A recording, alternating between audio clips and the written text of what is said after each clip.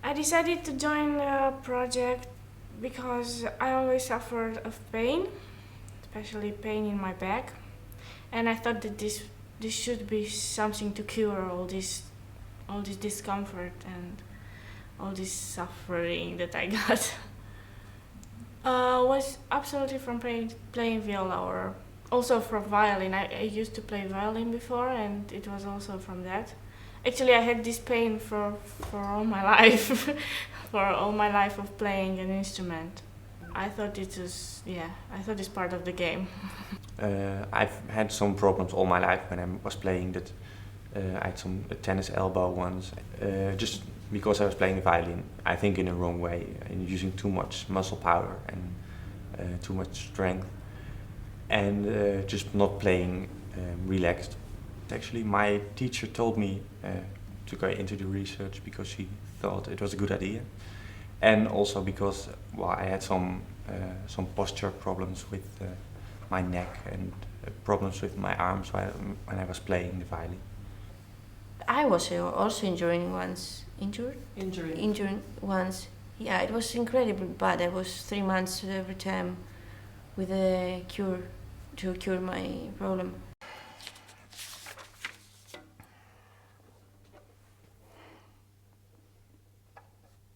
I thought it's part of it. I thought it's part of playing an instrument to have pain, but for me it was too much. And talking with my colleagues, they also had pain, but it wasn't that bad for them.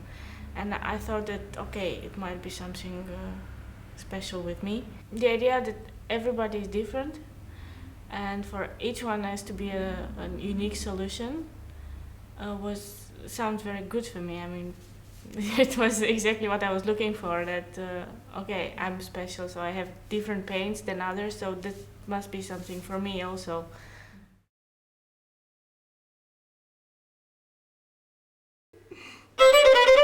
Like.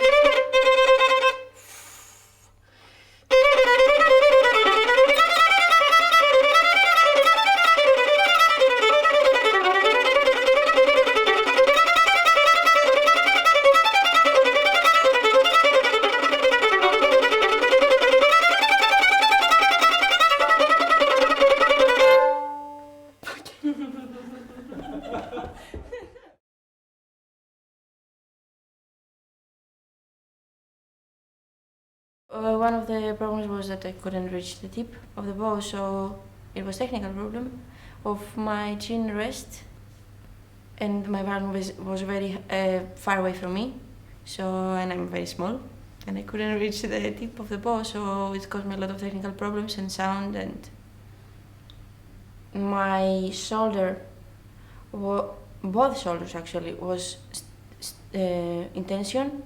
My left shoulder was in tension because I was using very big kun, shoulder rest kun, and it was blocked my shoulder. So when I had to go to the G string or to play with more vibrato or something, I couldn't really do that easily. Of course, I couldn't play tense on the violin, it was impossible. More tense, yeah, it was in G string, it was impossible, I remember, because I couldn't move my arm, and I have very small hands and arms, everything, so it was really hard for me to do that. And of course, if I couldn't reach the tip, so everything was coming very high, and I was like trying to climb the violin and not to play. Yeah.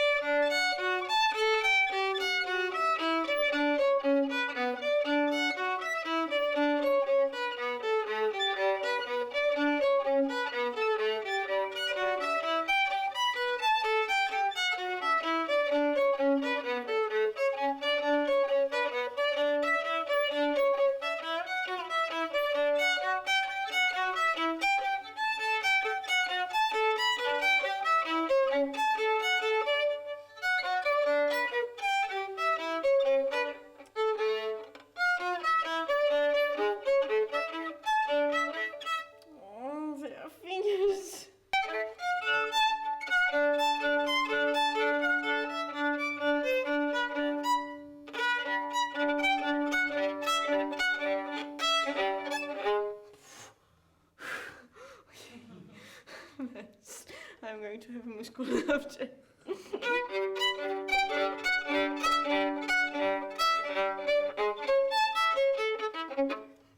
I'm sorry.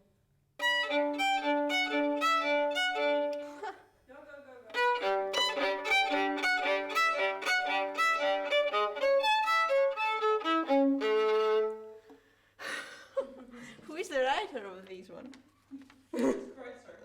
Okay. Good for him that he died.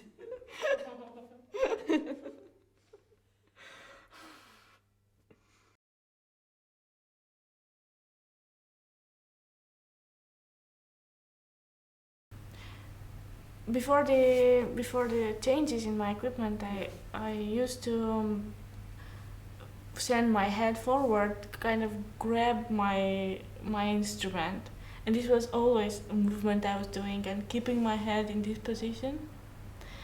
And also when I was playing standing or even on a chair, all my body was somehow in front, and had no idea how is to sit on your sitting bones and how is to have your neck free and the top of your head, in a line.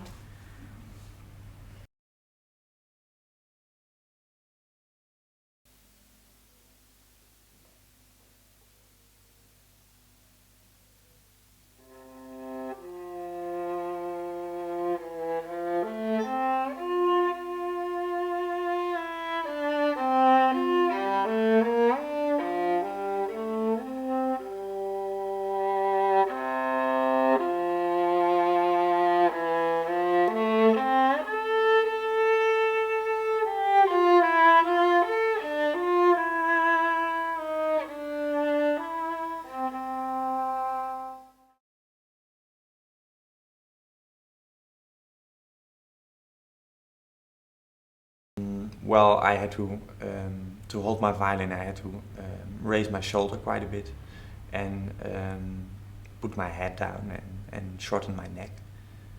Well, the main problem was bowing. My bow trembled a lot, and I had difficulties reaching the frog while playing.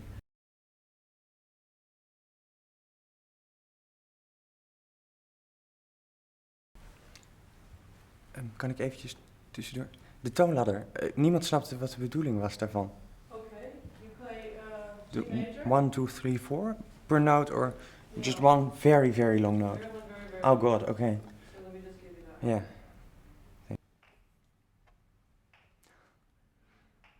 Four per minute. Yeah, thanks. Got it?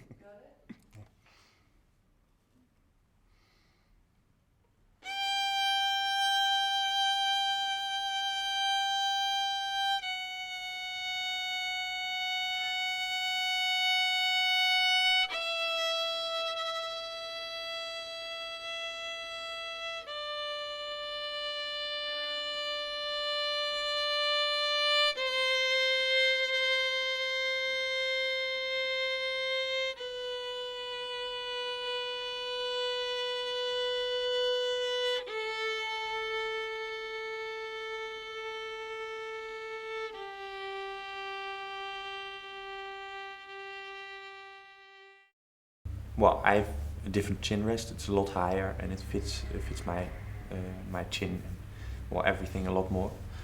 And I know how to use it more than I did. When you have some bowing problems for a long time, it's a bit in your head, of course, and you are a bit afraid of it. And so I think, yeah, it got a lot better. Yeah, when I play for an audience, I can just play and it's fine. So when things go better, then the fear goes away. Yeah, absolutely.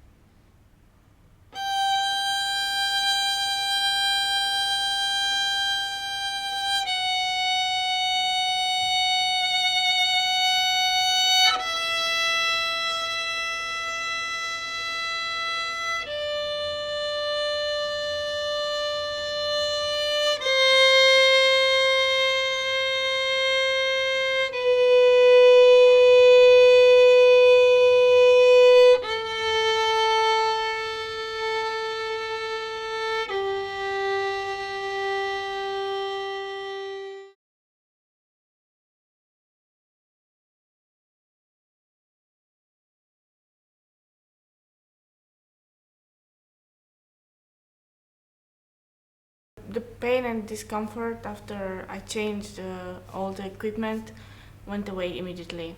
I had 10 hours of practice exactly next day, and I had absolutely nothing. It was no pain, nowhere. I was absolutely amazed. I was absolutely surprised about the fact that just a small change, well, it is small in fact,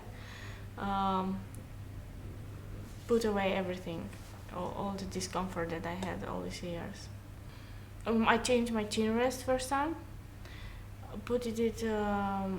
moved it from left side to the middle, and raised it a bit, and slanted also a bit. Well, it was really crazy at the beginning. All these changes, I felt like I'm playing a completely other instrument, like that I've never played before. All the position changed, and technically I thought I started from zero again. And I was absolutely crazy. I felt like screaming and throw it away and give up. But yeah, it's just a matter of patience. No pain, but less. How can I say?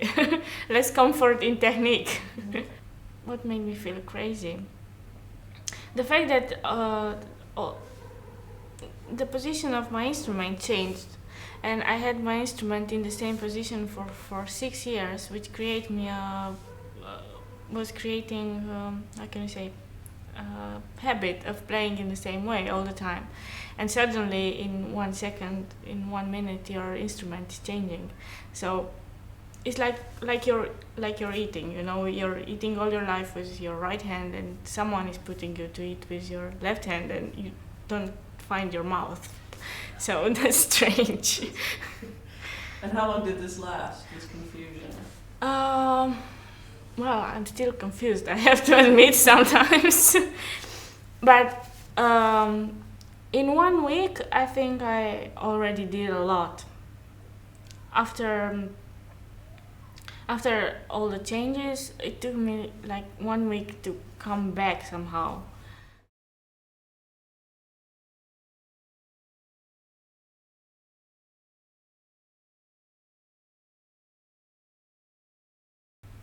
I think that without the Alexander lessons, I couldn't go over. It was, I think you cannot really go, they cannot go separately. If you do these changes in your equipment, it's a must to have the Alexanders to put you in the right way. As I said, after 6 years of playing in the same way, now you suddenly change everything. So you cannot find your equilibrium. So this is helping you. It helped you find your equilibrium. Yeah, exactly. Your balance. Mm-hmm. Because you have to be conscious about your neck and your head, which things that me personally, I've never been conscious about. And this Alexander helps you to find your way and your body and your everything. Mm-hmm. So without it, I think I wouldn't make it.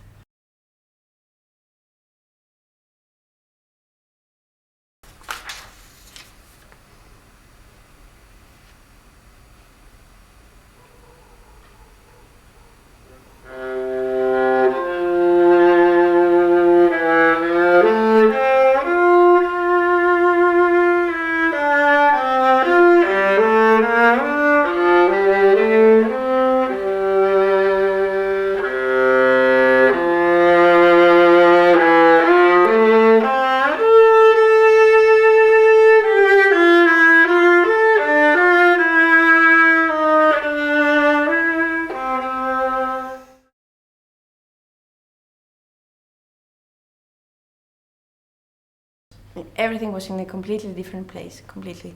So in the beginning, before my change, was on the left side, and it's really far away from me. It was really far away. I don't know the violin. And when I changed when I changed the equipment, the violin came in front of me, and I could feel that the violin is not that big that was before.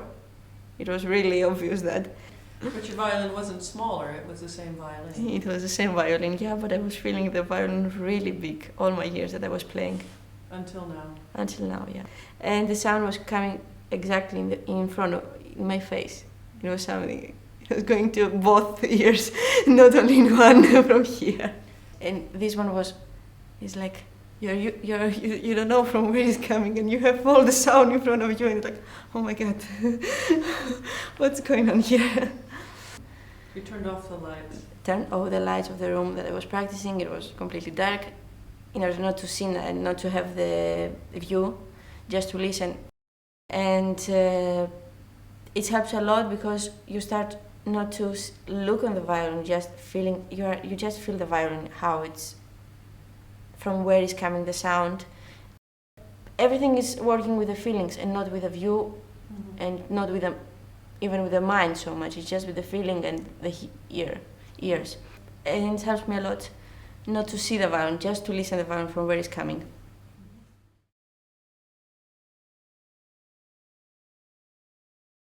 Okay, it was like 2 weeks, I think. 2 weeks was no more than 2 weeks. Even in the first week, I was already playing.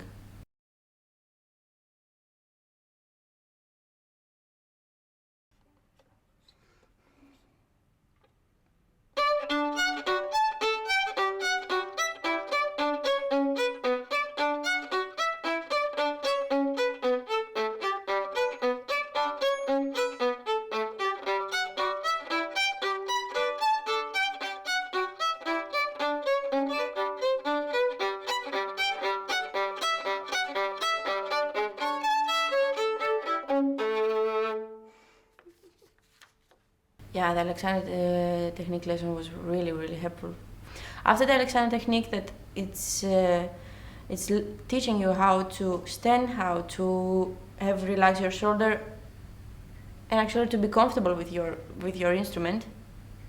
You can do whatever you want, because when you're changing the violin, which was in the left side, you're playing in another completely way, and it's coming here. So you have to know how to relax and how to change, even shifting. You don't know how to shift in the violin. You start to jump all the time. So just relax, and with every finger just make some slides, because in the music everything is changing all the time, the character. Here you have to give more, there you have to give less. So in this part you have to know that you have to relax in the part that you are giving less. And in the same time that you have to relax, you have to know how your body is working. In the beginning, you're just working on that, but after it's getting used. It's getting habit just to know that now it's a calm passage or calm music.